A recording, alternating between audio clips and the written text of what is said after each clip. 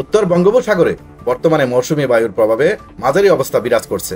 এর ফলে শনিবার সন্ধ্যার মধ্যে দেশের 4টি অঞ্চলে ঝোড়ো হাওয়া ও বৃষ্টির সম্ভাবনা রয়েছে বলে জানিয়েছে বাংলাদেশ আবহাওয়া অধিদপ্তর। আবহাওয়া অধিদপ্তরের আবহাওয়াবিদ ডক্টর মোহাম্মদ আবুল কালাম মল্লিক জানান, আজ শনিবার সন্ধ্যা 6টার মধ্যে নোয়াখালী, কুমিল্লা, চট্টগ্রাম ও কক্সবাজার অঞ্চলসমূহের উপর দিয়ে দক্ষিণ বা দক্ষিণ পূর্ব দিক থেকে ঘন্টায় 45 থেকে 60 কিলোমিটার বেগে দমকা বা ঝোড়ো হাওয়া সহ বৃষ্টি কিংবা বজ্রবৃষ্টি হতে পারে। এ কারণে দেশের সব অভ্যন্তরীণ নদীবন্দরকে 1 নম্বর সতর্ক সংকেত দেখাতে বলা হয়েছে।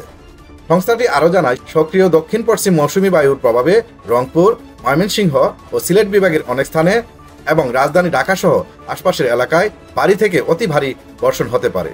এসব অঞ্চলে আগামী 24 ঘন্টায় 40 থেকে 88 মিলিমিটার পর্যন্ত বৃষ্টিপাতের সম্ভাবনা রয়েছে, আর কোথাও কোথাও 88 মিলিমিটারের বেশি বৃষ্টিপাত হতে পারে। আবহাওয়া অধিদপ্তর সবাইকে সতর্ক থাকার পাশাপাশি নৌযান ও নদীপথ ব্যবহারকারীদের সাবধানতার সঙ্গে চলাচলের পরামর্শ দিয়েছে।